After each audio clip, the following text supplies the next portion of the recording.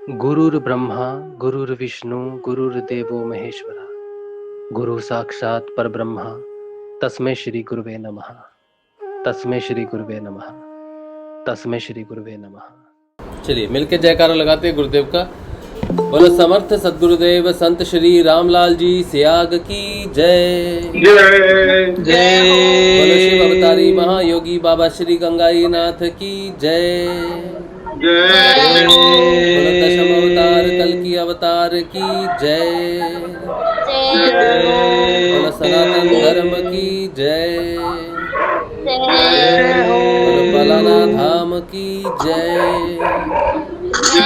बोलो जामसर धाम की जय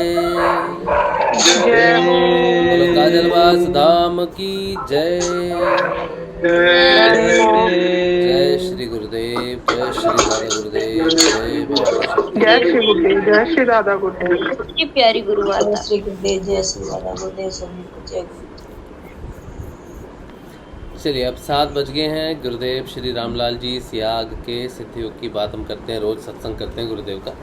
कुछ ना कुछ नया गुरुदेव हमें रोज़ बताते हैं और कितना समय साधना में हमें हो गया, लेकिन हर रोज़ गुरुदेव के बारे में जानते हैं। कितने विशाल उनका, कितना विशाल गुरुदेव का व्याख्यान है कि रोज़ इतना कुछ जानने के बाद भी ऐसा लगता है कि और भी पता नहीं कितना कुछ है जो गुरुदेव के बारे में है जो हम जान सकते हैं। कितना कुछ है। अभी तो शुरुआत भी नहीं मैं मानता अध्यात्म की हमारे अंदर हुई है कि अभी तो हम संसारिक बंधनों में ही फंसे हुए हैं। उस परमात्मा के जो साक्षात्कार होता है उसकी तो शुरुआत भी नहीं हमने की अभी तक अध्यात्म की। तो कितना विशाल होगा वो, और जिसे समझने में इतना समय लगता है। ज्ञान जिसके लिए बिल्कुल अधूरा ही है, ज्ञान से तो सिर्फ पथ प्रदर्शन हो सकता है उसकी तरफ जानने का, लेकिन उसको जानना ज्ञान से बहुत मुश्किल बात है क्योंकि वो रहस्यवादी है, बहुत भेद हैं उसके। तो फिर भी गुरुदेव हमारा मार्गदर्शन करते हैं और बहुत लाभ होता है इन सत्संग से। उम्मीद है सभी को लाभ होता होगा, मुझे तो बहुत लाभ होता है और आप सबको भी लाभ होता होगा। अच्छा, आज जो है थोड़ी सी बेसिक बात करेंगे गुरुदेव श्री रामलाल जी सियाग के सिद्धियोग की। थोड़ी सी बेसिक बात आज कर लेते हैं क्योंकि कुछ नए साधक जुड़ रहे हैं तो उनके लिए थोड़ी सी बात करनी ज़रूरी है। पंखा बोलती मैं तो जो लोग नए जुड़े हैं, जो साधक नए जुड़े हैं, उनके लिए जानकारी है जो बिल्कुल नए हैं कि गुरु सियाग सिद्धियोग पूर्णतः निःशुल्क है, पहली बात। दूसरा, गुरु सियाग सिद्धियोग, सिद्ध योग का मतलब है कि कुछ ऐसा जो इनलाइटेड हो। समझ लो एक बल्ब है, बुझा हुआ और जला हुआ, तो जो जला हुआ बल्ब है उसको कहेंगे इनलाइटेड है, लाइट इमिट कर रहा है।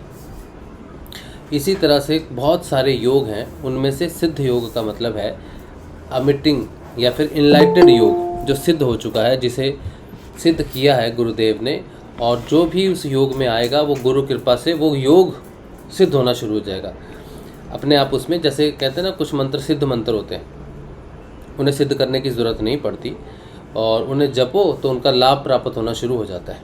इसी तरह से सिद्ध योग एक ऐसा योग है जिसे सिद्ध किया हुआ है सिद्धों ने। भोलेनाथ से ये शुरुआत हुई। आदिनाथ कहते हैं भोलेनाथ को, आदि गुरु कहते हैं, आदि शिव कहते हैं। तो वहाँ से सिद्ध योग की शुरुआत हुई। मच्छिंद्र नाथ जी कलयुग के आदि गुरु माने जाते हैं। मछली के पेट में उन्होंने अमर कथा सुनी, तो उसके बाद फिर उन्हें सिद्ध योग का ज्ञान हुआ, अमरता का ज्ञान हुआ, और मच्छिंद्र नाथ जी ने ये जो सिद्ध योग का अमर फल है वो आगे गोरखनाथ जी को मिला। गोरखनाथ जी ने सिद्ध योग को 12 भागों में विभाजित किया। 11 भाग जो हैं वो शिव की पूजा, शिव की उपासना से मोक्ष को या मुक्ति की साधना प्राप्त की जाती है, और एक मार्ग जो है वो शक्ति की उपासना का किया। इस पंथ को आई पंथ कहते हैं। आई का अर्थ है माँ का पंथ। तो इस पंथ में माँ की आराधना होती है, लेकिन बाहरी आराधना नहीं होती। जिस तरह से हम बाहर देवी अम्बा दुर्गा को पूजते हैं, उसी तरह से माँ की जागरण अंदर भी होता है। हमारे शरीर में, मनुष्य शरीर में एक सुषुप्त कुंडलिनी नाम से माँ शक्ति रहती है।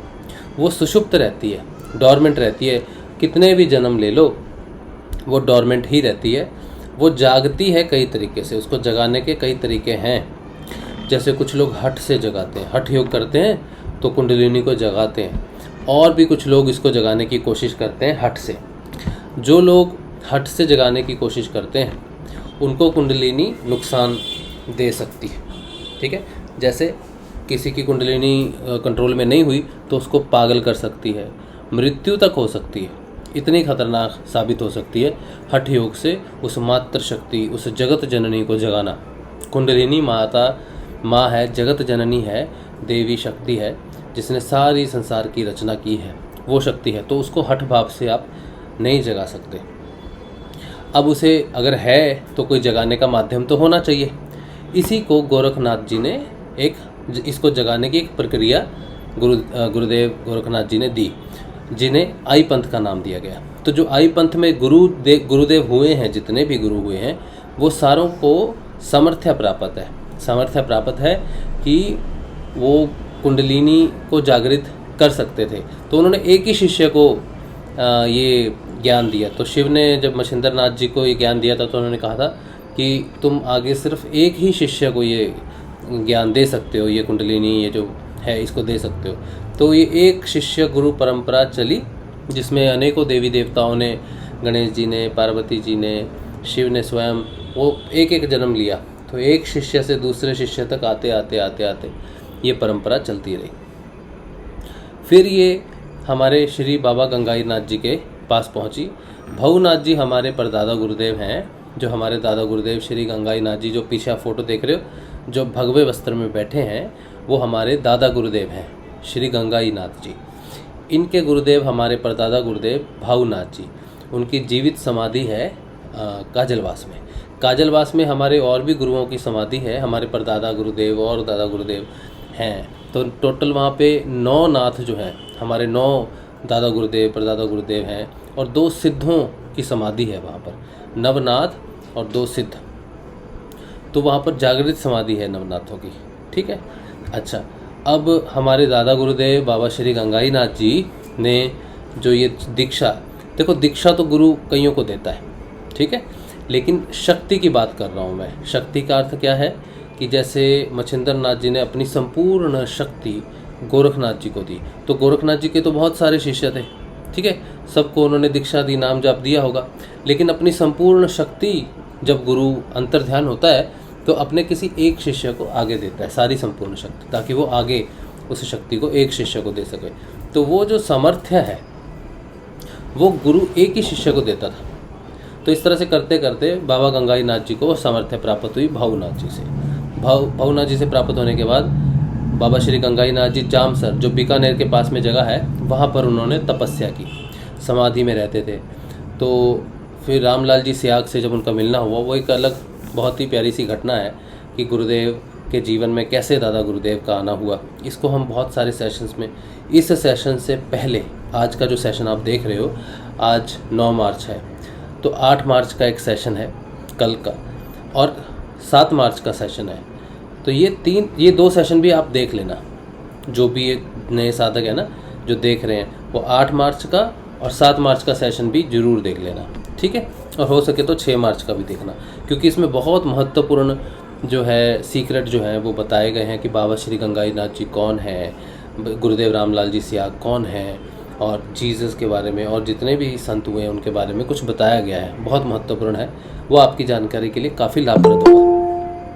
तो गुरुदेव जब बाबा श्री गंगाई नाथ जी ने सारी जो सामर्थ्य थी वो हमारे गुरुदेव जो हैं, प्यारे गुरुदेव रामलाल जी सियाग को दे दी। अब रामलाल जी सियाग का जो जीवन है ये प्रवृत्ति मार्ग है। प्रवृत्ति मार्ग का अर्थ है कि एक शादीशुदा जीवन में है, क्योंकि हम पूरे संसार, अब बाबा गंगाई नाथ जी तक ना जो मंत्र आया तो वो एक शिष्य तक आता रहा, लेकिन बाबा गंगाई नाथ जी ने जब गुरुदेव को दिया, रामलाल जी सियाग को दिया, तो उन्होंने कहा अब ये मंत्र तुम सबको बांट दो, सबको ओपनली इस मंत्र की दीक्षा दे दो। तो गुरुदेव ने इस मंत्र की दीक्षा जो है 1990 से 1991 से देनी शुरू कर दी। पहले तो गुरुदेव सिर्फ उन्हीं को ये मंत्र देते थे जो दीक्षा प्रोग्राम में आते थे। तो हर थर्सडे दीक्षा प्रोग्राम होते थे, तो गुरुदेव पहले उनको ही देते थे। पहले तो देते भी नहीं थे, बस ऐसे ही ध्यान करवाते थे।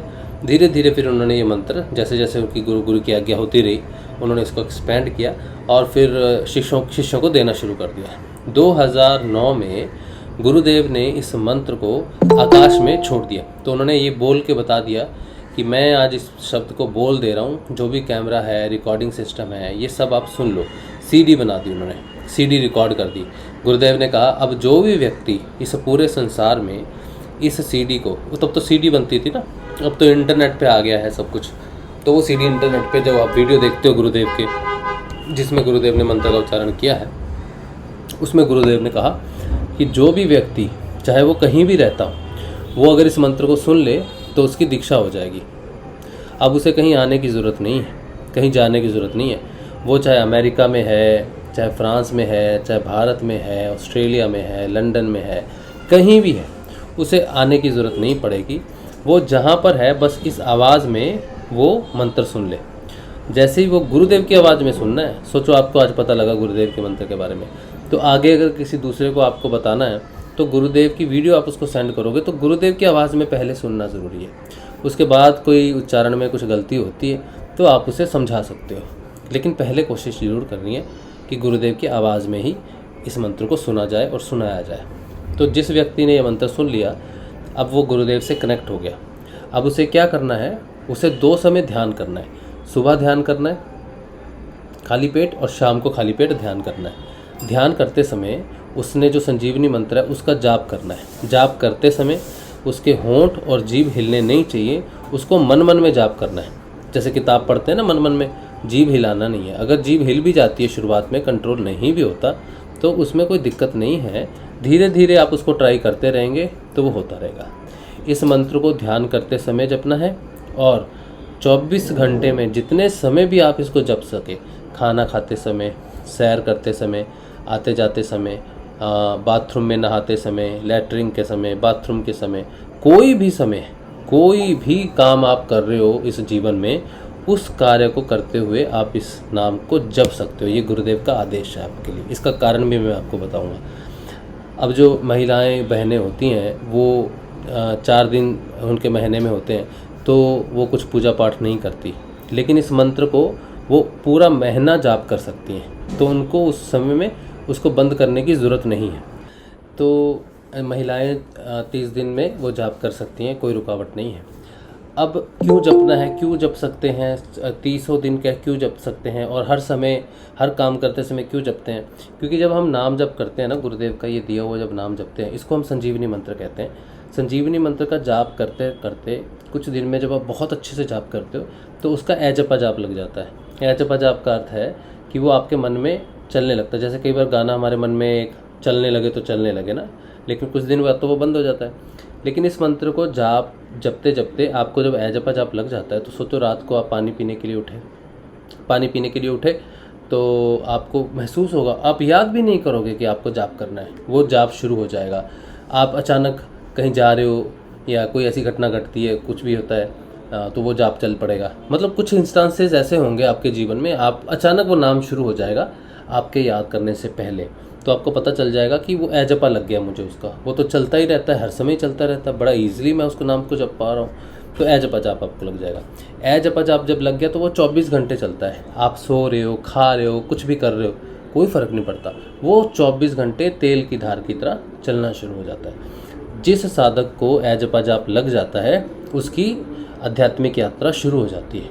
तो आध्यात्मिक यात्रा एक बार शुरू हो जाए तो रुकती नहीं, तो इसीलिए ऐजपा जाप से ही सारी आध्यात्मिक यात्राएं जो है वो शुरू होती हैं। तो जब ये नाद शुरू हो जाता है, ये ऐजपा जाप शुरू हो जाता है, तो कुछ समय के बाद कान से आवाज़ आनी शुरू हो जाती है।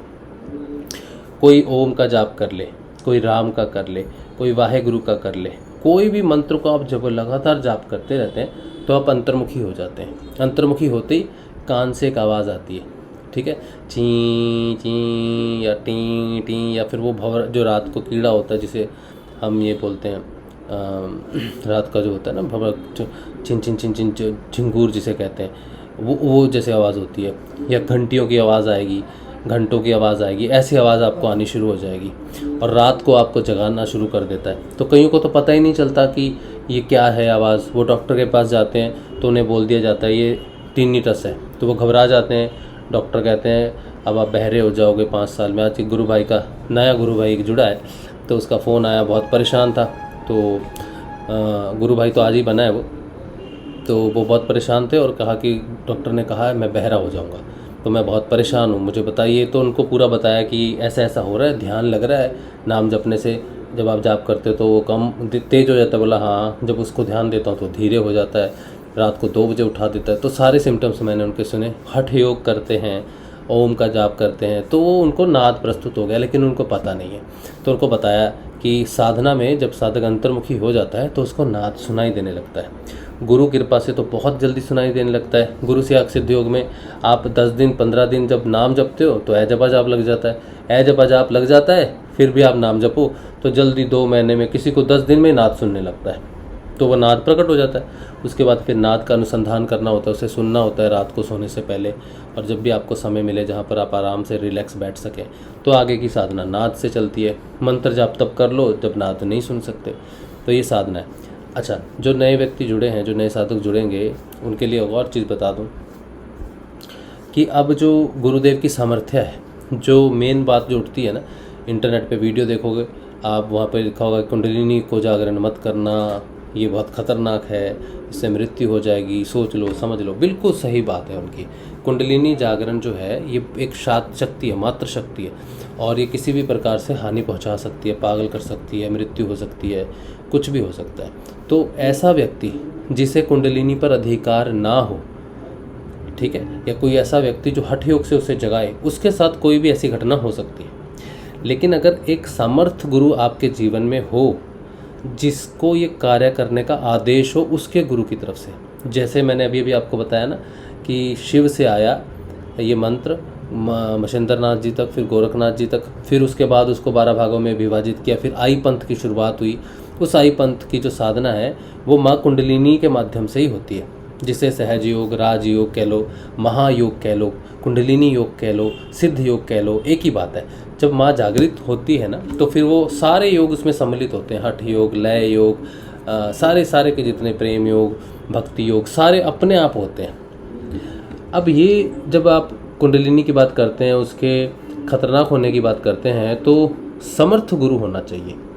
पूरा आई पंथ में हमारे गुरुदेव जो हैं, गुरुदेव रामलाल जी सियाग, ये आखिरी गुरु हैं आई पंथ में। इसके बाद कोई गुरु नहीं, इसके बाद सारे शिष्य हैं पूरे संसार में। इसका कारण ये है कि गुरुदेव रामलाल जी सियाग को 1 जनवरी 1969 में गायत्री की सिद्धि हुई, जिससे उनका पूरा शरीर जो था अंदर से डिवाइन लाइट में बदल गया, इनलाइटेंड हो गई उनकी बॉडी। उन्हें अपने शरीर में कोई भी ऑर्गन नहीं दिखा, सिर्फ एक लाइट ही लाइट दिखी, पूरा शरीर प्रकाशमयी हो गया। तो जो गायत्री मंत्र है ना, ओम भूर्भुवः स्वः तत्सवितुर्वरेण्यं भर्गो देवस्य धीमहि धियो यो नः प्रचोदयात्, इसका अर्थ है कि उस सावित्री देव, उस सूर्य को, वो अनंत कोटि सूर्य, ये वाला सूर्य जो आपको बाहर दिखता है ये वाला नहीं, अनंत कोटि सूर्य से भी भरपूर प्रकाश जिसका है, वो स्व आत्मा जो प्रकाश है, उसको अपने अंदर धारण करने की प्रार्थना है गायत्री मंत्र। तो ये गायत्री मंत्र गायत्री गुरुदेव को सिद्धि हो गई, गायत्री की निराकार की सिद्धि हो गई। तो गुरुदेव का शरीर जो है वो गायत्री में परिवर्तित हो गया, उस स्व प्रकाश में, उस परमात्मा के प्रकाश में परिवर्तित हो गया 1969 1 जनवरी को। तो उनको वो सिद्धि हो गई। उसके बाद उन्होंने बहुत कुछ, उनके जीवन में घटनाएं घटी। 1984 में उन्हें गुरुदेव बाबा श्री गंगाई नाथ जी ने अपने ध्यान की शक्ति से अपने पास बुलाया और अपनी सारी शक्ति जो है उनको सिर पे हाथ रख के दीक्षित कर दिया और सारी शक्ति उनके शरीर में ट्रांसफ़र कर दी। तो उसके बाद फिर बाबा गंगाई नाथ जी 4-5 महीने के बाद ब्रह्मलीन हो गए, क्योंकि आगे का कार्य गुरुदेव को करना था। तो गुरुदेव को फिर आदेश हुआ ध्यान में कि आप कृष्ण का जाप करो। तो गुरुदेव ने कृष्ण का जाप किया। कृष्ण का जाप करने से 1984 में गुरुदेव को कृष्ण की सिद्धि हो गई। कृष्ण की सिद्धि हुई, कृष्ण के दर्शन हुए और कृष्ण का आदेश हुआ कि आज अब से तू मेरा कार्य करेगा। तो फिर उनको वो एक घटना है, विस्तार में कभी बात होगी तो ज़रूर बताई जाएगी। और गुरुदेव की एक किताब है बाइबल की भविष्यवाणियाँ और religious revolution in the world, English में किताब है। किसी को अगर चाहिए तो वो मैं आपको इसी वीडियो में अभी दे दूँगा, कमेंट बॉक्स में लिख दूंगा, वहाँ से आप वो डाउनलोड कर सकते हैं। तो गुरुदेव को कृष्ण की जब सिद्धि हो गई तो आकाश तत्व की सिद्धि हो गई, सगुण साकार की सिद्धि हो गई। तो उनको पहली सिद्धि 1969 में हुई, निर्गुण निराकार की सिद्धि, और 1984 में गुरु कृपा से कृष्ण जी की सिद्धि हुई, सगुण साकार की सिद्धि हो गई। तो इस पूरे प्लेनेट पे अभी तक जितने भी मानव जन्म किए हैं उनको किसी को भी ये 2 सिद्धियां नहीं हुई। पहले गुरुदेव की शरीर है, एक ही शरीर में एक ही जीवन में, 2 जीवन में अलग अलग सिद्धियां तो हो सकती हैं कि इस जीवन में ये होगी, अगले जीवन में वो होगी। गुरुदेव को एक ही जीवन में निर्गुण निराकार और सगुण साकार की सिद्धि हो गई, यानी कि पृथ्वी तत्व की सिद्धि और आकाश तत्व की सिद्धि। पृथ्वी तत्व जो है उसे कुंडलिनी माना जाता है, ठीक है, और आकाश तत्व इसे माना जाता है ऊपर में। तो जो गुरुदेव को जो सामर्थ्य प्राप्त हो गई गुरु कृपा से, उनके गुरु कृपा से, वो कि वो कुंडलिनी उनकी आवाज़ से ही जागृत होती है, क्योंकि गुरुदेव को उसकी सिद्धि है, ठीक है। तो गुरुदेव की आवाज़ सुनते ही, गुरुदेव से दीक्षा लेते ही वो कुंडलिनी जागृत हो जाती है और गुरु के अधीन कार्य करती है, गुरु के आदेश से ऊपर उठती है और सहस्रार में पहुंचती है, आकाश तत्व में। और गुरुदेव को आकाश तत्व की भी सिद्धि है, जो मैंने अभी बात की, कृष्ण की सिद्धि, सगुण साकार की सिद्धि। तो सगुण साकार और निर्गुण निराकार की 2 सिद्धियां गुरुदेव को होने के कारण उनको सामर्थ्य प्राप्त होगी कि सिर्फ उनकी आवाज़ से, उनकी फ़ोटो से योग होता है। अगर किसी व्यक्ति के पास सिर्फ फ़ोटो पहुंच जाए उनकी और वो फ़ोटो का ध्यान करे, राम, अल्लाह, जीसस, कृष्ण कुछ भी जपेगा, तब भी उसको योग होने लगता है, तब भी उसकी कुंडलिनी जागृत होकर उसका योग शुरू हो जाता है। ऐसा हुआ है। जब गुरुदेव मंत्र दीक्षा नहीं देते थे तो उनके किसी शिष्य ने किसी बीमार व्यक्ति को, जिसको एड्स था, लास्ट स्टेज पे था, उसको तस्वीर दे दी। तो कहा भैया तू तस्वीर का ही ध्यान कर, शायद गुरु कृपा हो जाए, और वो व्यक्ति पूर्ण रूप से ठीक हो गया। इस तरह से कई व्यक्ति आए जिनको गुरु की तस्वीर से ही ध्यान लगने लग गया। एक स्कूल में तस्वीर भी देने नहीं दी किसी ने, क्योंकि क्रिश्चियन स्कूल था। तो उन्होंने कहा ठीक है, आप तस्वीर भी मत देने दो, मंत्र भी मत देने दो, बस ये प्रार्थना करके बैठ जाओ कि अगर कल की अवतार आ गया है तो हमारा ध्यान लग जाए। सारे बच्चों का स्कूल में ध्यान लग गया। तो टीचर बड़े हैरान हुए। तो उन्होंने सबको कहा कि अब आप इनकी तस्वीर सबको दे दीजिए, और इनको प्रार्थना से इनका ध्यान लग रहा है, तो फिर ये बाकी कोई है। तो फिर तस्वीर बांटी गई, मंत्र दिया गया। तो इस तरह से गुरु की सामर्थ्य है कि गुरुदेव को जो समर्पित भाव से प्रार्थना करता है तो गुरुदेव उससे कनेक्ट हो जाते हैं। और गुरुदेव की जो फ़ोटो है, ये 2 सिद्धियों के कारण, निर्गुण निराकार की सिद्धि और सगुण साकार की सिद्धि के कारण गुरुदेव की फ़ोटो जीवित फ़ोटो है। जिस घर में भी गुरुदेव की फ़ोटो है उसमें गुरुदेव साक्षात रूप में रहते हैं। अब आप पे विश्वास, अगर आप उस पर विश्वास करते हो तो आपको उसको पता चलता है कि हाँ गुरुदेव है, ट्रांसफॉर्मेशन शुरू होता है। अब वरना लोगों के घर में पड़ी है, वो तो तस्वीर मान के ही रहते हैं। अब वो व्यक्ति जो हॉस्पिटल में एड्स में लास्ट स्टेज पे था, उसने उस तस्वीर को गुरु माना और उस तस्वीर से प्रार्थना की, कोई मंत्र नहीं, कुछ नहीं, तो वो कैसे ठीक हो गया? सिर्फ तस्वीर के ध्यान से। तस्वीर तो एक निर्जीव मैटर है ना। ये गुरुदेव ने कहा है कि निर्जीव मैटर क्या कर सकता है? कुछ नहीं कर सकता। लेकिन फिर भी एक मैटर एक सोल को हिला दे, आप सोल हो ना आपके अंदर, तो आपकी सोल को हिला दे रहा, आप जीवित हो, और तस्वीर तो मृत है। तो तस्वीर से जीता जागता इंसान कैसे हिल सकता है? अगर ये संभव है, इसका मतलब है कि ये तस्वीर में वाकई कुछ है, ये उस परम पुरुष की तस्वीर है। तो गुरुदेव ने कहा कि मुझे जो 2 सिद्धियां हुई, इससे मुझे ये सामर्थ्य प्राप्त होगी कि मेरी तस्वीर से योग होता है। और अब बात आती है, अब देखो कुंडलिनी की शक्ति, गुरुदेव को पृथ्वी तत्व की जो सिद्धि है, निर्गुण निराकार की जो सिद्धि है, वो कुंडलिनी उनके अधीन कार्य करती है। जो भी गुरुदेव रामलाल जी सियाग का शिष्य है इस पूरे संसार में, उसकी कुंडलिनी जागृत होकर उसको कभी भी नुकसान नहीं पहुंचाएगी। ये गुरुदेव की सामर्थ्य है। इसलिए जो नए साधक जुड़ते हैं, आप इंटरनेट पे जो भी वीडियो आपको मिल रहा है, हम करोड़ों शिष्य हैं गुरुदेव के, किसी को कोई दिक्कत नहीं कभी कुंडलिनी जागरण से। मैं स्वयं देखो आपके सामने बैठ रहा हूँ, बात कर रहा हूँ, बहुत सारे लोग इस सेशन में जुड़े हैं, यूट्यूब के माध्यम से, गूगल के माध्यम से, इन सब ने गुरुदेव से दीक्षा ले रखी है। सब, किसी को कोई नुकसान नहीं, सिर्फ आध्यात्मिक उन्नति हो रही है, हमारे अंदर परिवर्तन आ रहे हैं। अब परिवर्तन की बात करते हैं तो परिवर्तन हमें यही लगता है जो बाहर दिखते हैं वही परिवर्तन होते हैं। बाहर तो परिवर्तन का परिणाम है, परिवर्तन अंदर है। परिवर्तन क्या है? जैसे आपके अंदर सूक्ष्म परिवर्तन आते हैं, पंच क्लेशों से धीरे धीरे मुक्ति मिलनी शुरू हो जाती है। स्वभाव में ईर्ष्या, निराशा, ये सब दूर होने लगती है, गुस्सा दूर होने लगता है, और भी बहुत सारे सूक्ष्म बदलाव है। आप संभाव में आना शुरू हो जाते हैं, संतोष आना शुरू हो जाता है, सत्य प्रकट होना शुरू हो जाता है, झूठ नहीं बोल पाओगे, अंदर से सारी घटनाएं घटने लगती हैं, और बहुत जीवन जो है बदलना शुरू हो जाता है। जब अंदर से व्यक्ति बदलने लगता है तो बाहर से बदलने लगता है। बाहर जहाँ चुगली हो रही हो, झगड़े हो रहे हो, वहाँ पर नहीं जाता, उसे अच्छा नहीं लगता, डिस्कनेक्ट होता है। शराब पीता हो, शराब छूट जाती है, सिगरेट पीता हो, सिगरेट छूट जाती है, बहुत सारे भांग, नशे, ये सब जो होते हैं, तो नशे छूटने लगते हैं अपने आप। आप मटन खाते हो, चिकन खाते हो, नॉन वेज खाते हो, दारू पीते हो, शराब पीते हो, गुरुदेव कहते आप बंद नहीं करना, आपके बंद करने से होगा नहीं, मैं अंदर से परिवर्तन कर दूंगा। यानी कि कैसे? आपको नाम जपना है, जो नाम आप जपोगे ना, वो नाम, राम का नाम, कृष्ण का नाम आपके अंदर परिवर्तन कर देगा, डिमांड खत्म कर देगा शराब की। हम शराब पीना चाहते हैं, इच्छा होते हैं तभी तो पीते हैं ना। अगर मुझे इच्छा ही ना हो तो पीऊँगा नहीं, तो डिमांड अंदर से ख़त्म हो जाएगी, तो सप्लाई करनी नहीं पड़ेगी। तो सारे नशों की डिमांड अंदर से ख़त्म होती है। आप सोच के उसको अपने जोर ज़बरदस्ती बंद करोगे तो वो नहीं होगी। तो गुरुदेव कहते खाओ पियो जो करना है, शराब पी रहे हो तो 1 बोतल की जगह 2 पी लेना, लेकिन नाम जप करते रहना, नाम जप छोड़ना नहीं, तो आपका जो नशा है वो आपको छोड़ जाएगा। जो व्यक्ति ऐसे हैं जो आपसे ईर्ष्या करते हैं, जो अंदर से आपके साथ नहीं है पूर्ण रूप से, वो भी आपको छोड़ के चले जाएंगे। जो लोग शराब पीते हैं और उनकी संगति अगर होगी तो वो आपसे दूर हो जाएंगे। तो ये आंतरिक परिवर्तन होने लगेगा आपका। तो ये सारी की सारी घटनाएं अपने आप घटती हैं, ये परिवर्तन है बहुत बड़ा। और उसके बाद फिर आपका मन का रूपांतरण होना शुरू होता है, आपके प्राणों का रूपांतरण होना शुरू होता है, आपके शरीर का रूपांतरण होना शुरू होता है।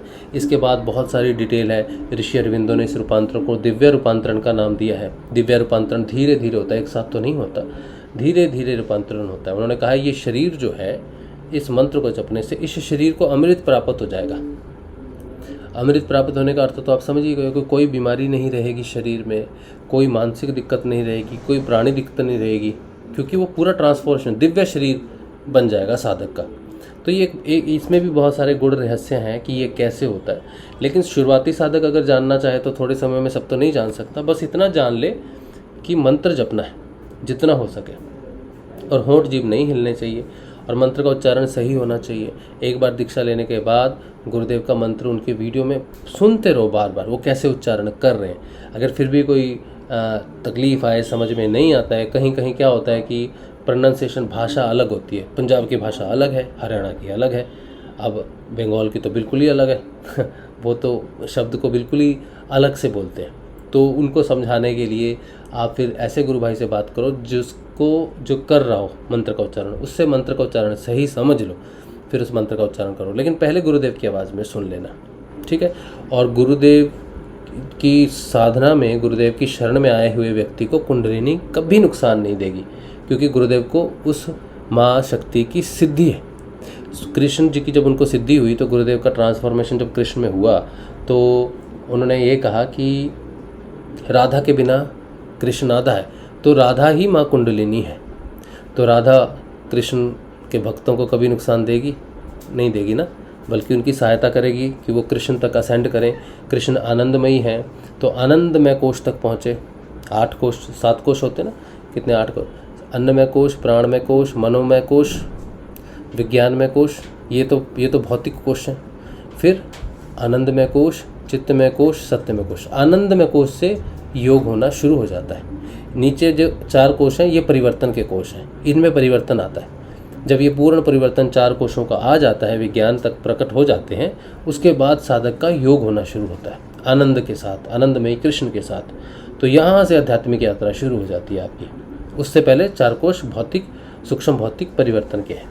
तो कृष्ण तक असेंड करने के लिए माँ कुंडलिनी, जो माँ राधा है, वो आपकी मदद ही करेगी ना कृष्ण तक पहुँचने के लिए, कि नहीं करेगी? कि बोलेगी नहीं कृष्ण के पास नहीं जाना? तो वो गुरु जिसे कृष्ण की सिद्धि हो, वो गुरु जिसे राधा की सिद्धि हो, दोनों तत्वों की सिद्धि हो, वो दोनों तत्व उसमें विराजमान हो, तो वो कौन होगा? वो परम परमेश्वर ही होगा ना। और गुरु के बारे में देखो, ये कहा जाता है कि ईश्वर ने जो रचना की, ईश्वर के 5 कार्य हैं। 5 कार्य कौन से हैं? सृष्टि की रचना करना, सृष्टि, फिर स्थिति, उसको बनाए रखना, फिर लय, उसमें घटनाक्रम जो होते हैं, इवेंट्स जो कर होती है, ये हुआ, वो हुआ, इसने वो किया, ये किया, इन सब पे निगरानी रखता है, इसकी लय बना के रखता है, ठीक है। और चौथा काम उसका है तिरोधान। तिरोधान का अर्थ है कि इस सृष्टि को वापस शून्य कर देना, फिर नई सृष्टि की रचना करना। तो ये 4 कार्य तो हो गए, वो भगवान के रूप में करता है, ईश्वर के रूप में करता है। जिसे ब्रह्मा, विष्णु, महेश अलग अलग कहते हैं ना। ब्रह्मा ने जगत की रचना की, विष्णु ने संरचना को संभाला, स्थिति को बनाया और ये किया, और शिव ने उसको ध्वंस किया। तो इन तीनों का कार्य चलता है। लेकिन इन तीनों रूपों से भी जो बड़ा रूप ईश्वर का माना जाता है वो गुरु को माना जाता है। तो ईश्वर का पांचवा कार्य है अनुग्रह। अनुग्रह का मतलब है कि जो उसने सृष्टि अपनी रचना की है उसमें जो मनुष्य जीवन तक पहुंच गया, अपने क्रमिक विकास के माध्यम से कई जन्म लेता हुआ मनुष्य में आ गया। अब जब वो मनुष्य में आ गया तो उस पर भगवान अनुग्रह करते हैं, लेकिन भगवान के रूप में, देवी देवता के रूप में अनुग्रह नहीं करते। वो देवी देवता और भगवान उस साधक को उस स्थिति तक लेके आ जाते हैं कि उसको गुरु की प्राप्ति हो। आपने बहुत तपस्याएं की होंगी, कोई शिव की करता है, कोई गणेश की करता है, कोई कृष्ण की करता है, कोई माँ की करता है, किसी देवी देवता की करता है, तो चंद्र की, सूर्य की, शनि की, मंगल की, सबकी अलग अलग साधनाएं सब करते हैं, हनुमान जी की। तो सारी साधनाएं आपको एक स्थिति तक उठा देती हैं। उस स्थिति के बाद वो देवी देवता भगवान उसके आगे कार्य नहीं करते, क्योंकि वो रचना के हिस्से हैं जिन्हें हम बाहर रूप के रूप तौर पे जानते हैं। लेकिन गुरु का कोई रूप नहीं होता, गुरु निराकार है। गुरु की जो बॉडी होती है वो उसका सगुण साकार रूप होता है, लेकिन गुरु निर्गुण निराकार होता है, जो उस परम परमात्मा निर्गुण निराकार तत्व का ही तत्व होता है, जो उस बॉडी के अंदर जागृत हो जाए और उस बॉडी को इनलाइटेड कर दे। जैसे गुरुदेव रामलाल जी सिया की बॉडी इनलाइटेड होगी, क्यों हुई? क्योंकि वो जो निर्गुण निराकार परमेश्वर का तत्व है वो उस बॉडी में जागृत हो गया, तो वो बॉडी इनलाइटेड होगी। तो अब वही निर्गुण निराकार उस बॉडी में आके उस बॉडी के माध्यम से सगुण साकार हो गया।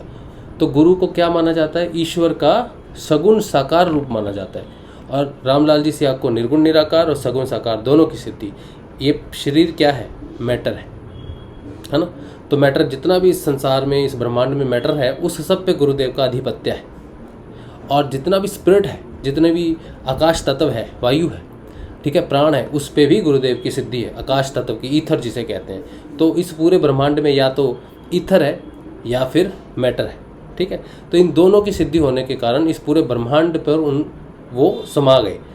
तो अब जो है, जब ये दो सिद्धियां गुरुदेव को हो गई और ये माँ का जो तत्व है, ये साधक को किसी भी प्रकार से कोई नुकसान अब नहीं पहुंचाएगा।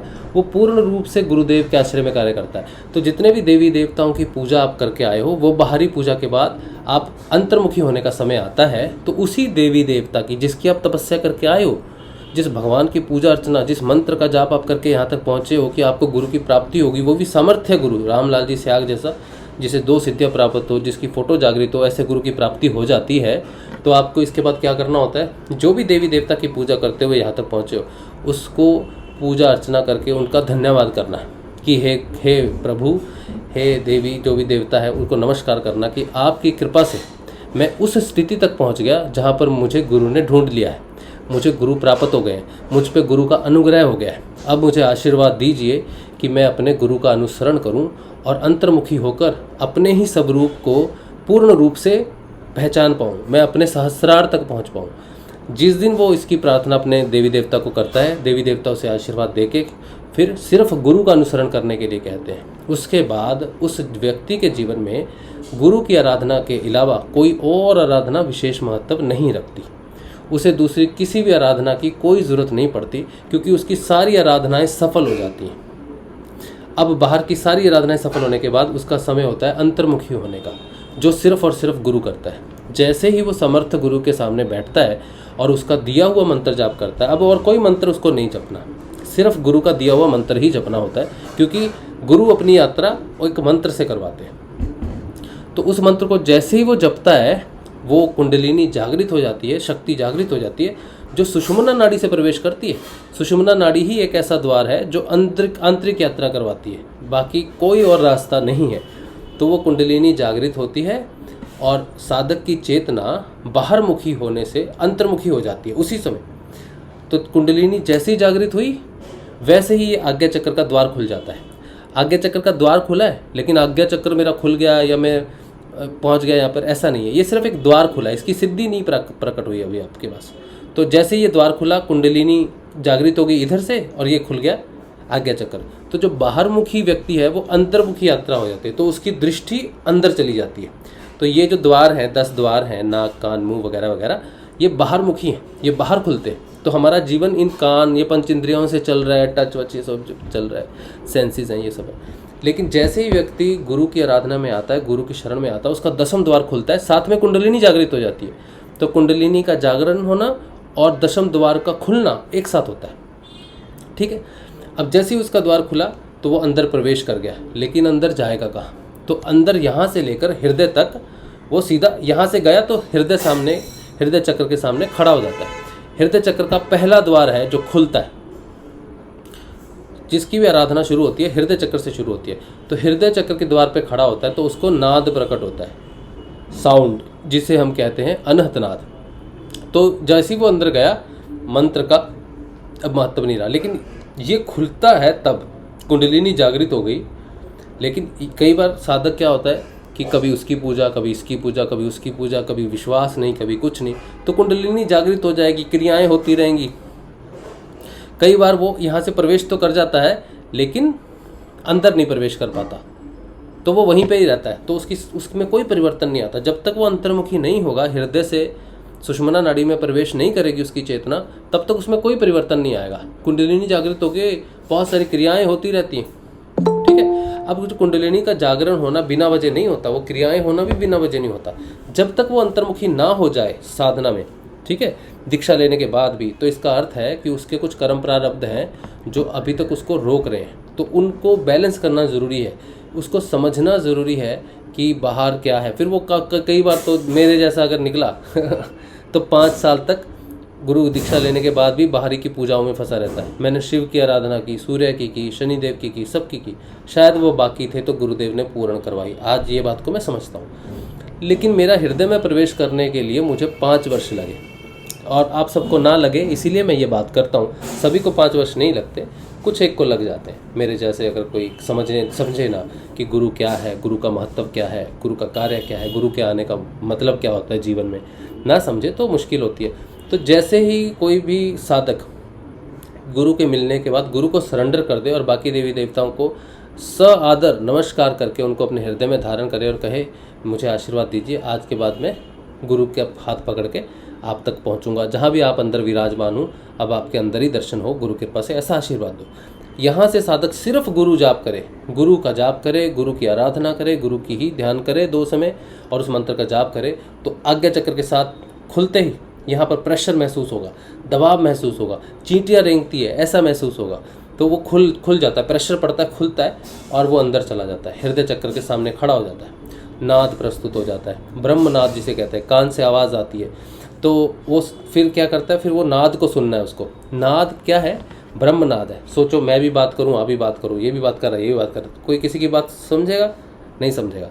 तो जैसे ही नाद प्रकट हो जाए तो आपको शांत हो जाना है। आप जो मंत्र जप रहे हो ना, उसको आपने रोक देना है। अब आपने क्या करना है? अब आपने जपना नहीं है, अब आपने सुनना है।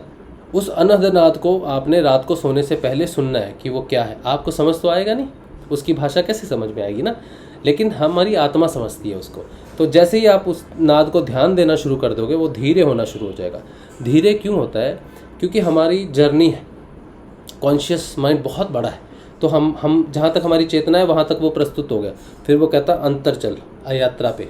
तो जब वो अंदर लेके जाता है तो हमारी चेतना जहाँ तक तो जा सकती है, उसके पीछे उसको सुनती है। लेकिन फिर बीच में हमारे विचार आते हैं। हमारे अंदर क्या है? हम खुद क्या है? विचारों का ही एक ढेर है और कुछ नहीं। तो अंदर जाते ही, नाद का अनुसरण करते ही, ध्यान में जाते ही हमें बहुत सारे विचार आते हैं शुरू में।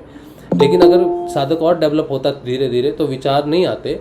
जैसे ही वो नाद को सुनता है तो वो जैसे ही डीपर कॉन्शियस में जाता है, उसकी चेतना ध्यान में चली जाती है, क्योंकि वहाँ तक उसकी जागृति है नहीं। तो वो सो जाता है, उसको तंद्रा लग जाती है। नाद को सुनते सुनते तंद्रा लग जाती है। अब नाद उसको ले जाता है कहाँ, उसको कुछ नहीं पता, क्योंकि वहाँ तक उसकी जागृति नहीं है। तो धीरे धीरे वो हर बार नाद सुनता है, थोड़ा आगे तक जाता है, यहाँ तक जागृति होगी, और अंदर चला गया, यहाँ तक जागृति होगी, और अंदर चला गया, यहाँ तक जागृति होगी। तो फिर वो नाद का अनुसंधान बढ़ता जाता है और वो गहरा जाता है, उसको चेतना बढ़ती जाती है, रहस्य खुलते जाते हैं, आध्यात्मिक रहस्य खुलते जाते हैं। जैसे जैसे डीपर जाता है, गहरा ध्यान होने लगता है, और वो बहुत गहरे ध्यान में जाता जहाँ पर फिर समाधि में चला जाता है। उसके बाद सब कुछ प्रकट होता है। तो उसके बाद नाद की यात्रा है। अब जब व्यक्ति यहाँ से घुसा, हृदय में पहुँचा, नाद का अनुसंधान किया, तो हृदय द्वार खोलता नहीं। हृदय आपके सामने क्वेश्चन पेपर रख देता है कि इस परीक्षा को पहले पास करो, फिर हृदय में घुसना। तो क्या है परीक्षा? आपके सामने अभिनिवेश प्रकट होता है। अभिनिवेश का अर्थ है मृत्यु भय। किसी भी प्रकार से मृत्यु भय होगा, बीमारी ऐसी कोई लगेगा। किसी को नाद सुनता है, वो जैसे गुरु भाई को बोल दिया तुम बहरे हो जाओगे, तो ये डर है। कहता ये तो मृत्यु के समान ही है, बहरा हो जाना। तो वो डर प्रकट हो गया। किसी भी प्रकार का अभिनिवेश मृत्यु तक ले जाने वाला प्रकट हो जाए तो समझ लो साधना में, तो समझो हृदय चक्र पे खड़े हो। साधना कर रहे हो तो डर लगेगा, कोई इधर खड़ा है, कोई इधर खड़ा है, कोई चुड़ैल है, कोई भूत है, क्या है। तो हृदय चक्र आपके डर की परीक्षा लेता है कि आप गुरु पे भरोसा करते हो। तो जैसे ही साधक पूरा ठान लेता है कि गुरु है, नहीं मरूंगा, ऐसा ठान लेता है, तो हृदय चक्र उसका स्वागत करता है कि गुरु पे भरोसा कर रहा है ना, नहीं मरने देगा ना, आजा देख तेरे गुरु का संसार दिखाता हूँ तुझे।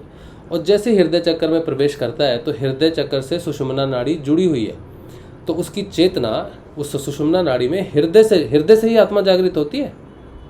आत्मा का निवास हृदय में।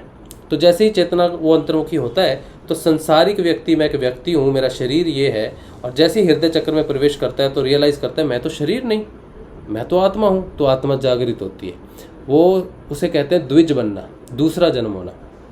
ठीक है, तो साधक द्विज बनता है। अब यहाँ से आत्मा की यात्रा शुरू होती है, सूक्ष्म यात्रा शुरू होती है, शरीर यहीं तक जाता है।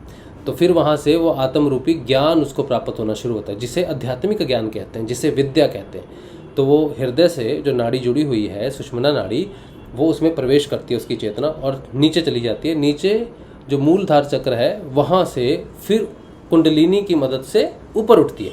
अब कुंडलिनी, अब वो जाती कैसे है? हृदय में क्या है? आत्मा। आत्मा का एक आवरण है जिसे कहते हैं प्राण, जिसे कहते हैं वयिष्ठ प्राण, छोटा सा, जैसे बहुत बड़ा समंदर बाहर में है, समिष्ट प्राण है, जिससे हम सारे कनेक्टेड हैं। ठीक है, मरने के बाद आत्मा प्राण के माध्यम से निकलती है, तो कहाँ जाना है उसको, वो समिष्ट प्राण उसको लेके जाता है, जन्म कहाँ लेना है। ठीक है, समिष्ट प्राण उसका जाने का माध्यम है, जैसे वॉइस का माध्यम है हवा। तो समिष्ट प्राण जो हमारे वयिष्ठ प्राण जो हमारे अंदर होता है, वो आत्मा को जो बाहर लेके निकलता है, तो वो समिष्ट प्राण के माध्यम से अलग अलग जगह पे चला जाता है। तो अब ये जो प्राण हृदय में है, वो आत्मा को लेकर कुंडलिनी शक्ति, एक समझ लो पाइप के माध्यम से है, या फिर एक हथौड़ा है, या कोई शैनी है जो आपके रास्ते को क्लियर करेगी। चलो प्राण और आत्मा, चलो आगे बढ़ो, फिर आगे क्लियर करेगी। तो क्रियाएं होती हैं और वो रास्ते खुलते हैं। तो प्राण के माध्यम से आत्मा उस वयिष्ठ प्राण के बीच में आत्मा ऊपर असेंड करती है, तो प्राण ऊपर उठते हैं। ठीक है, जिसे कहते हैं प्राणायाम, हठ योग में कहते हैं। लेकिन कुंडलिनी में हमें करना नहीं होता प्राणायाम, ये लास्ट प्रक्रिया है। फिर नीचे से उठती उठती और कुंडलिनी उस सारे माध्यम को, उस रास्ते को क्लियर करती है। मंत्र जाप, नाद और कुंडलिनी ये क्या करते हैं? ये आपके रास्ते को, ब्लॉकेज को खोलते हैं। जहाँ जहाँ कर्म की वजह से ब्लॉकेज है, चेतना ऊपर नहीं उठती, उस ब्लॉकेज को हटाती है। क्रिया होती है, मंत्र जाप होता है, नाद होता है, तो वो कर्म बंधन टूटता है, बीमारियाँ खुलती हैं, बीमारियाँ छूटती हैं, ताकि वो ऊपर उठ सके। बीमारियाँ भी अवरोध पैदा करती हैं, डर, क्लेश, चिंताएं और सारी चीज़ें हमारी ब्लॉकेजेस हैं। तो कुंडलिनी जागरण होकर क्या करती है? योग करवाती है, अलग अलग लय योग, ध्यान योग, राज योग, जो जितने भी है वो सारे से रास्ता क्लियर होता जाता है। मंत्र जपते जाते हैं, कुंडलिनी को शक्ति से आगे उठते जाते हैं, और प्राणों के माध्यम से आत्मा ऊपर उठती है। जब आत्मा यहाँ उठ जाती है गले से ऊपर, तब प्राणायाम होता है।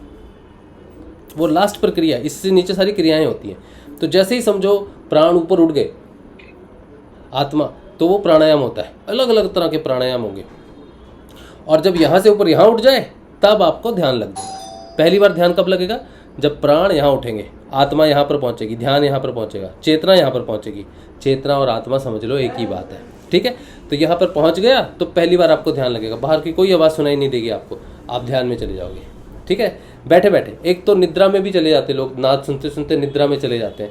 वो ये है कि चेतना वहाँ नहीं होती इतनी गहरी, तो वहाँ पर हम सो जाते हैं, शरीर वहाँ तक नहीं जा पाता, जागृति वहाँ तक नहीं जाती।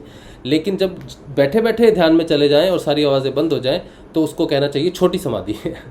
तो उसमें बैठे बैठे आप जाओगे, सोओगे नहीं, ध्यान में चले जाओगे यहाँ पर, और आपका अपनत्व खत्म हो जाएगा। आप कौन हो, क्या हो, आपको याद नहीं रहेगा, और ध्यान में रहोगे। तो यहाँ से ऊपर ही ध्यान लगता है। ध्यान लगने में कई वर्ष भी लग सकते हैं आपको। उससे पहले क्रिया योग होता रहेगा, छोटी छोटी अनुभूतियाँ होती रहेंगी, सब कुछ होता रहेगा। तो कई बार ध्यान लगने में, ध्यान तो वैसे एक पल का ही काम है, अगर रास्ता क्लियर हो तो वो एकदम से ध्यान लग जाएगा, 1 सेकंड में। लेकिन अगर अवरोध हो, बहुत सारे हमारे क्लेश हैं, व्यवहार है, ईर्ष्या है, ग्लानि है, ये है, वो है, बहुत कुछ झमेला है, वो सारा साफ करते करते कई बार समय लगता है। और जैसे यहाँ पहुँच गए, उस दिन पहली बार आपका ध्यान लगेगा, आपको पता चल जाएगा। तो अब क्या हुआ? तो आत्मा जागृत हुई। अब जब ऊपर उठती है कुंडलिनी तो उसको योग की ज़रूरत होती है। जैसे बंद लगता है, मूलाधार बंद लगता है पहले, नीचे सबसे, किसी की कुंडलिनी ऊपर नहीं उठी तो मूल बंद लगता है। मूल बंद क्या है? गुदा मार्ग एकदम टाइट हो जाता है, बंद हो जाता है। जैसे किसी को लैटरिन आई हो, कोई रोक के बैठ जाए वैसे वो टाइट हो जाता है अपने आप। तो उसमें जो अपान वायु है वो नीचे नहीं जाएगी, जो गैस निकलती है ना गुदा मार्ग से वो नहीं निकलेगी, वो प्राण वायु ऊपर उठनी शुरू हो जाएगी, नीचे जाती है। उसका काम है हमारा जो पेट का कचरा है उसको धक्के से बाहर निकालना। तो वो बंद लग जाएगा तो वो अपान वायु नीचे नहीं जाएगी, ऊपर प्रेशर करेगी। तो जो कुंडलिनी है उसको धक्का लगेगा ऊर्जा को, तो ऊपर उठेगी। पेट से ऊपर उठ जाएगी तो पेट चिपक जाएगा अंदर, उसे बोलते हैं उड़ियान बंद। तो और ऊपर उठ जाएगी, फिर यहाँ से ऊपर उठ जाएगी तो गला ऐसे चप जाएगा, फिर यहाँ से नीचे नहीं आएगी तो इसको बोलते हैं उड़ियान बंद, और धक्का लगेगा फिर यहाँ। तो ये प्रक्रिया एक बार हुई तो समझ नहीं लेना कि मेरी आत्मा यहाँ पहुँच गई, मेरी चेतना यहाँ पहुँच गई होगा। ये प्रक्रिया काफ़ी बार चलती रहेगी, क्योंकि वो स्थिर नहीं होगी चेतना। व्यवहार परिवर्तन होगा तो व्यवहार परिवर्तन हुआ तो फिर चेतना का स्तर ऊपर हो जाएगा। ऐसे करते करते कई दिनों तक जब ये होता रहेगा तो चेतना स्थिर हो जाएगी। जिस दिन यहाँ पर स्थिर हो जाएगी समझ लेना अध्यात्म में प्रवेश कर गए। उससे पहले सारा माया है, तमोगुण, रजोगुण, सतोगुण, ये सारे गुण आपके जीवन में प्रस्तुत होंगे। अलग अलग व्यवहार प्रस्तुत होंगे, अलग अलग चीज़ें घटेंगी, बहुत सारा कुछ घटेगा। इसमें काफ़ी समय लग जाता है। ठीक है, अब समय हिसाब किसके हिसाब से लगता है? कितना समय लगेगा भाई? 12 वर्ष लगेंगे, 20 वर्ष लगेंगे, कितने लगेंगे? तो देखा जाए तो इसमें 5 चीज़ें होती हैं किसको कितना समय लगता है। पुराने कर्म के प्रारब्ध कैसे हैं, कितनी साधना पहले की हुई है, वहाँ से शुरू होगी तो वो पहले पहुँच सकता है। दूसरा, आप जप कितना करते हो, नाम जप कितना करते हो, तो उससे तेज आती है गति। तप कितना करते हो, तप का क्या अर्थ है? जीवन में जो समस्याएं प्रकट हों उनको समझो, दोषारोप मत करो। गुरु ने ये नहीं किया, गुरु ने वो नहीं किया, गुरु की वजह से ये हो गया। आप गुरु पे कभी आरोप नहीं लगाओ। जीवन में आने वाली कठिनाइयों को अपना कर्म प्रारब्ध समझो और उसमें हीरो बनो। कि हीरो जैसे पिक्चर में गरीब हो या अमीर हो, हीरो तो हीरो ही होता है ना। तो आप अपने जीवन के हीरो बनो। हर समस्या में अपने आप को स्ट्रॉन्ग रखो, बली रखो कि नहीं मैं ही हूँ अपने जीवन का हीरो, बाहर से कोई नहीं आएगा। तो अपने तप को शिरोधार्य करो, अपनी मुसीबतों को दूसरों पे मढ़ो मत, बस उसमें सच्चे दिल से, सच्चाई से निर्णय लेकर उस समस्या का समाधान ढूंढ के आगे बढ़ो। तो क्या हो गया? पहला पुराने कर्म के प्रारब्ध, दूसरा जप, तीसरा तप और चौथा योग। जो क्रियाएं होंगी, ध्यान लगेगा, ध्यान करोगे नाम जप के, वो आपकी मदद करेगा योग। ठीक है, और 5वां है औषधि। औषधि का अर्थ है कोई व्यक्ति बीमार है, वो सिद्ध योग करता है तो वो दवाई वगैरह खा सकता है। तो वो दवाई वगैरह खा सकता है, जैसे किसी को बीपी है तो उसकी दवाई चलती है तो खाओ, जिस दिन बंद हो जाएगी उस दिन आपको पता चल जाएगा। और किसी को कोई दूसरी दवाई चलती है तो वो खा सकता है, उसको वो बंद हो जाएगी दवाई अगले दिन, तो उसको पता चल जाएगा, उल्टी हो जाएगी, वॉमिटिंग हो जाएगी कि मुझे नहीं चलती। जब तक आपको ये कॉन्फिडेंस नहीं आता कि दवाई छूट गई है तब तक आपको औषधि लेनी चाहिए। सिद्ध योग में औषधि को ये नहीं कहते कि नहीं लेना, ठीक है, अपने आप भी क्योर हो जाती है चीज़ें। तो ये 5 चीज़ें काम करती है। तो इस तरह से साधना ऊपर बढ़ती है और बहुत सारी चीज़ें जो आपके जीवन में घटित होती हैं। ये देखो, अब मैं इसको रिकैप कर देता हूँ ताकि अगर मैं कुछ भूल गया हूँ तो मुझे याद आ जाए और आपकी कोई प्रश्न हो तो मुझे याद आ जाए। तो शुरू कहाँ से किया कि गुरुदेव की समर्थ्या क्या है, क्यों रामलाल जी सियाग आपके समर्थ गुरु हैं और आपकी सारी समस्याओं का समाधान वो कर सकते हैं। दूसरा हमने बताया कि कुंडलिनी जागरण हो जाए तो आपको नुकसान क्यों नहीं पहुंचाती, क्योंकि गुरुदेव समर्थ हैं, उनको उसकी सिद्धि है। दूसरा, कुंडलिनी जागरण होने के बाद क्या होता है, जो प्राण जो अंतर्मुखी होना है वो क्या है और कैसे शक्ति ऊपर उठती है, कैसे कुंडलिनी रास्ता बाधाओं को हटाती है, कैसे प्राण आपकी आत्मा को लेके ऊपर उठते हैं और जब यहाँ उठ जाते हैं तो फिर आपको सारे इस प्राण पे अगर आपने कंट्रोल कर लिया ना तो सारे संसार पे कंट्रोल कर लेंगे, मन पे कंट्रोल कर लेंगे। कैसे? जैसे मेरा मन सोचो, अभी मैं सोचने बैठूं तो मैं चला गया पार्क में, चला गया मन पार्क में। अभी मैं सोचूं मैं कहीं और चला गया, दूर दिल्ली चला गया, कुछ देखा होगा दिल्ली में, दिल्ली चला गया तो मन गया। अब मन को मैं वापस अगर यहाँ पे केंद्रित करूँ कहीं ना जाए तो उसका क्या एक ही कारण है, उसको एक ही माध्यम से मैं कर सकता हूँ कि वो ना दिल्ली जाए, ना बॉम्बे, ना इधर ना उधर। कैसे? मैं अपनी सांसें रोक लूँ।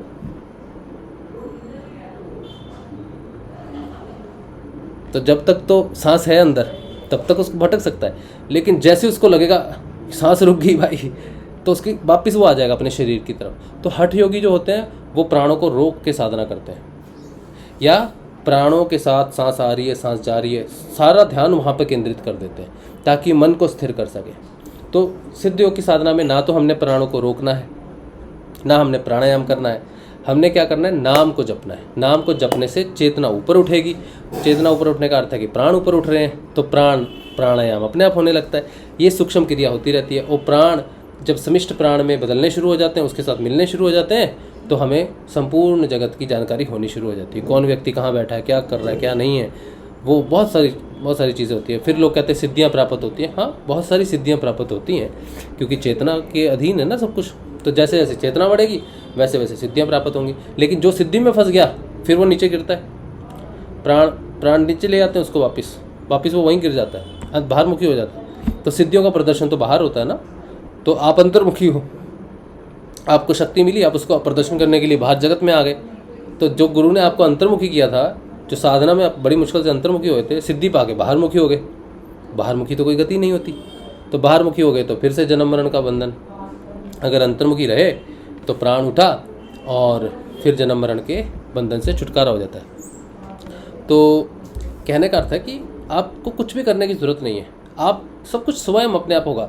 अब ये जो प्राण की जो बात है, मैं आपको इसमें बता दूं कि कबीर जी ने कहा है, नानक जी ने बड़ी प्यारी सी बात कही है, प्राण के माध्यम से। जो हमारे अंदर एक प्राण है और एक पूरे जगत का प्राण है, जिसको ईश्वर ने रचा। उससे फिर आकाश की रचना, पंच तत्वों की रचना, ये सब रचना हुई। तो प्राण सबसे सूक्ष्म है, काफ़ी सूक्ष्म है, उससे सूक्ष्म प्रकृति भी है।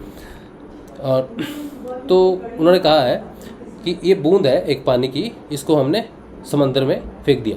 तो सब जानते हैं कि यार एक बूंद को समंदर में डाल दिया, अब तो उसे नहीं ढूंढ सकते ना, तो वो समंदर बन गई। ये तो सब जानते हैं। लेकिन क्या कोई ये जानता है कि उस सारे समंदर को उस बूंद में डाला जा सकता है? संभव है ये? हाँ, ये संभव है। इसे ही अंतर्मुखी साधना करते हैं। हमारे अंदर जो प्राण है वो सारे समिष्ट प्राण की बूंद है। तो कहते हैं, बूंद समाये समुद्र में जाने सब कोई, समुद्र समाये बूंद में जाने बिरला कोई। यानी कि अगर किसी को इस चीज़ की गति हो जाए, इस चीज़ की समझ हो जाए कि मैं कौन हूँ, उस प्राण को कब्जे में ले ले, उस प्राण से मन शांत हो जाए हमेशा के लिए, विचलित ना हो, तो इसका अर्थ क्या हो गया कि उसके प्राण ने समिष्ट प्राण को अपने अंदर धारण किया। क्योंकि अगर आप जानो तो एक बूंद का जो प्रॉपर्टी है, उस पानी बूंद की जो प्रॉपर्टी है, वो समुद्र की भी वही प्रॉपर्टी है। तो उन दोनों में कोई डिफरेंस नहीं है, लेकिन हम जानते नहीं उस चीज़ को। इसीलिए मैं यहाँ बैठा हूँ, कोई कहाँ बैठा है, मुझे उसका कोई ज्ञान हो रहा है? नहीं हो रहा। लेकिन अगर मैं अपने प्राण का ज्ञान कर लूँ, अपने प्राणों को सिद्ध कर लूँ, सिद्ध योग के माध्यम से सिद्ध हो जाते हैं अपने, मुझे करने नहीं है, तो मुझे संसार की, पूर्ण संसार की, कौन व्यक्ति कहाँ क्या कर रहा है, क्या नहीं कर रहा है, उसकी मुझे जानकारी हो जाएगी। क्योंकि वो जिस प्राण के कंट्रोल में है, मेरे अंदर मैंने उसको साध लिया है, सिद्ध कर लिया है। ठीक है, तो ये गति ऐसे होती है।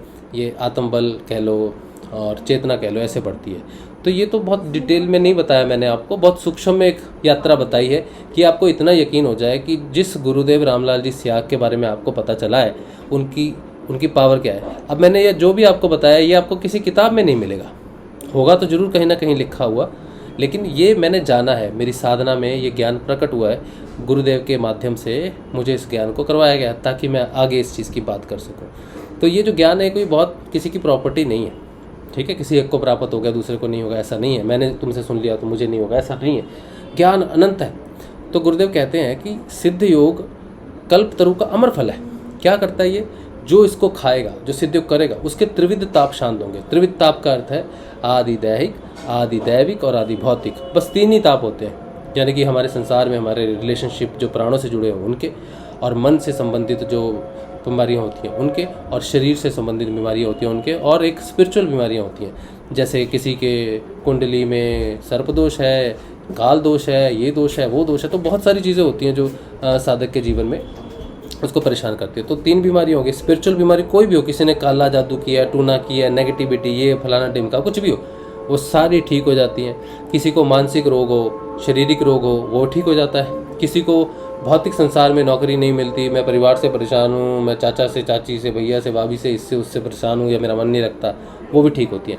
तो सारी बीमारियों को त्रिविध ताप माना जाता है, इसके अलावा कोई बीमारी नहीं होती।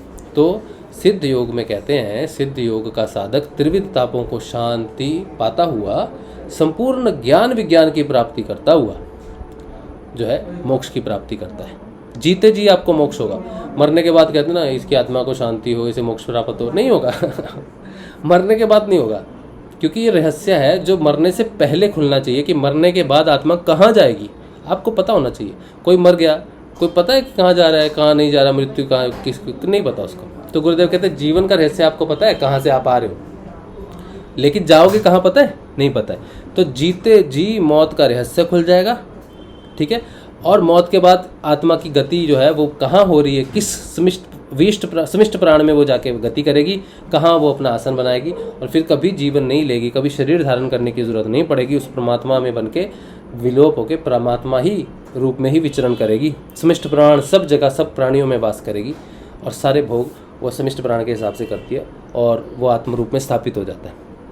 तो ये गति है, ये जीते जी हो जाएगा आपका। आपको मरने के बाद मर गए और नहीं हुआ ना तो फिर दूसरा जन्म लेना पड़ेगा। जी मरने से पहले, मृत्यु से पहले महामृत्यु होती है।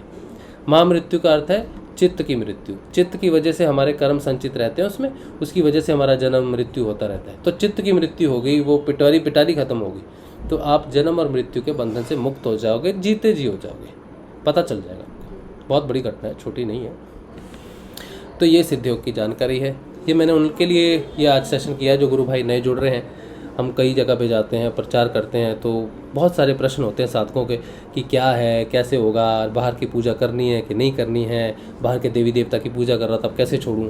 तो ये समझने की बात है कि उन्होंने आपको यहाँ ला दिया, उनका काम हो गया, उनको हृदय में धारण करो, नमस्कार करो, जो पूजा देनी है एक बार दे दो और उनका जल प्रवाह कर दो या कुछ भी करो। अगर नहीं कर सकते तो ठीक है, रखो गुरुदेव की तस्वीर को मंदिर में रखो, गुरुदेव की वैसे ही अब पूजा अर्चना करो जैसे किसी देवी देवता की करते हो। आपका देवी देवता जो भी है वो आपके हृदय में विराजमान होके अब आपको अंतर्मुखी होके उसका लक्ष्य प्राप्त करना है, उसको प्राप्त करना है। यही गुरु का कार्य है।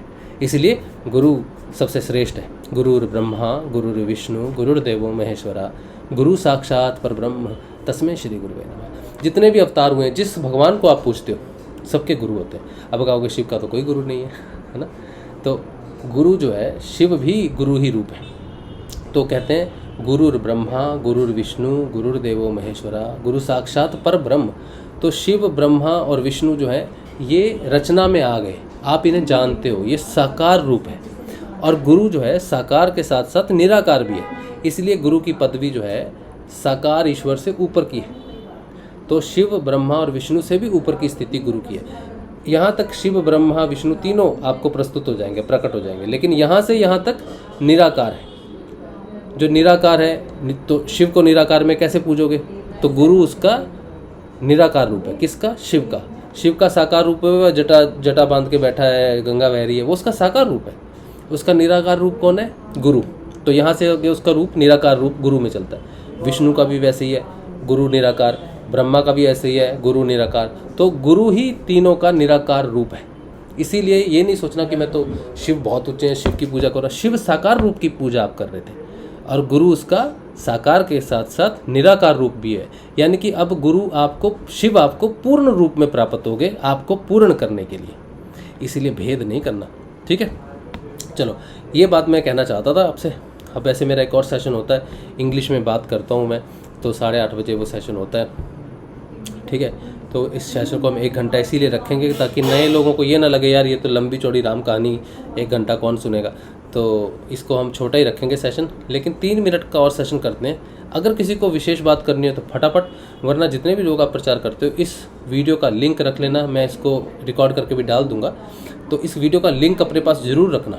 जिस नए साधक को जोड़ोगे उसको ये वीडियो फॉरवर्ड कर देना। एक कुंडलिनी क्या काम करती है उसका अलग से वीडियो 10 मिनट का, और गुरु समर्थ गुरु क्या होता है उसमें गुरु मंत्र दिया वो वीडियो। 3 वीडियो आप जरूर अपने पास रखो। किसी भी नए साधक को दे दो, गुरुदेव की फ़ोटो भी साथ में दे देना, किसी भी को भी दे देना। आपको कोई मेहनत नहीं, मशक्कत नहीं करनी पड़ेगी। उसकी सारी क्वेरीज का जवाब जो है उसको इस वीडियो से मिल जाएगा, ठीक है। अब आप कोई बात मिस कर दी हो तो आप फटाफट प्रश्न पूछ लो और मैं फटाफट उसको कवर कर लूँगा, ठीक है। फिर हम गुरुदेव की जय करते हैं और फिर सेशन बंद करेंगे। हाँ, कोई है किसी का कुछ?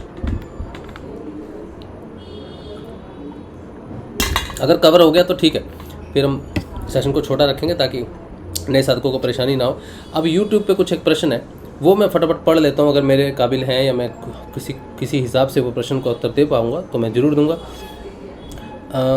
रुचि सोनी कह रहे हैं जय गुरुदेव, जो नवरात्रि में ज्वार उगाते हैं माँ दुर्गा के नाम के, क्या अब गुरुदेव के लिए ज्वार उगा सकते हैं नवरात्रि में? ज़रूरत नहीं है, प्रयोजन नहीं है। ठीक है, एक प्रथा है, किसी प्रयोजन की वजह से की जाती है, वो गुरुदेव के लिए करने की ज़रूरत नहीं पड़ती गुरु बहन। ठीक है, अमर एक बात पूछ लेनी चाहिए थी, एक बात पूछ लूँ के बाद सीधी अपनी बात पूछ लेनी चाहिए। ठीक है, अच्छा।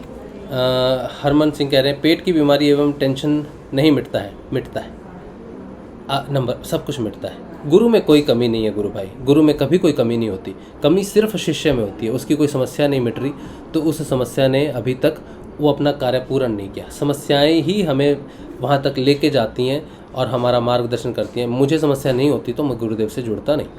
ठीक है, शायद अभी भी मेरा पूर्ण रूप से वो जागृति नहीं है, या पूर्ण रूप से अभी भी डर है उस ईश्वर को कि ये छोड़ देगा, तो इसको अभी पकड़ के रखो।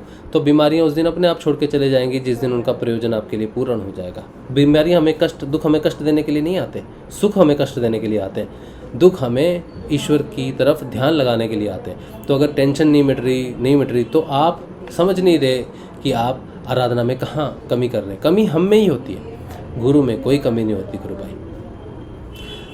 अमर कला बहन पूछ रही है गुरु भाई हमारी साधना कहाँ पहुँच जाएगी, तब हमें दुख सुख का एहसास खत्म होगा, थोड़ा बताएं। दुख सुख तो हमारे जीवन के महत्वपूर्ण अंग हैं।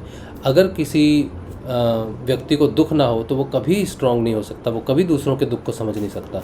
सोचो, मैं आपको बताता हूँ कि मायूसी क्या होती है। मैं क्यों बता सकता हूँ? मुझे मायूसी आई होगी ना, तभी तो मैं समझूंगा मायूसी क्या होती है। मैं बीमार रहा हूँगा तभी तो मैं समझूंगा ना बीमार क्या है।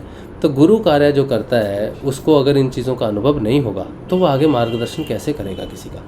तो हमारे जीवन में अगर दुख आता है तो प्रेरणा का स्रोत बनने के लिए आता है, आगे लोगों को मार्गदर्शन करने के लिए आता है। गायत्री का मंत्र क्या है? प्रकाश को धारण करना।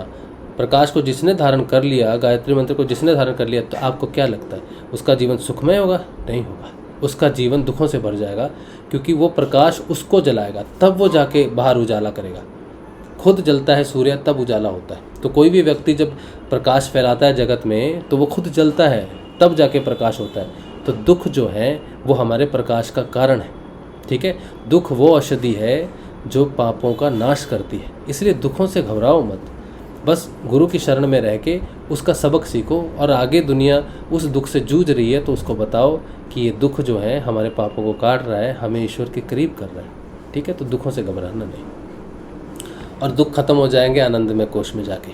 ठीक है, चलिए तो इतना ही रखते हैं आज सेशन, और उम्मीद है कि नए साधकों को इस सेशन से काफ़ी जानकारी मिलेगी। अगर फिर भी जानकारी नहीं मिलती है तो गुरु सेवक सारे के सारे हैं, किसी को भी पकड़ लेना और पूछना अपने डाउट के बारे में। बात गुरुदेव ही करेंगे अपने शिष्य के माध्यम से। ठीक है, चलिए सेशन यहीं विराम रखते हैं। आप सबको जय श्री गुरुदेव, जय श्री दादा गुरुदेव। कल मिलेंगे सुबह 6:30 बजे सुबह के ध्यान में, और जो इंग्लिश सेशन देखते हैं वो आ सकते हैं। सेशन होगा 8:45 पे। ठीक है, चलिए जय श्री गुरुदेव, जय श्री दादा गुरुदेव, जय श्री गुरुदेव, जय श्री दादा गुरुदेव। जय श्री गुरुदेव।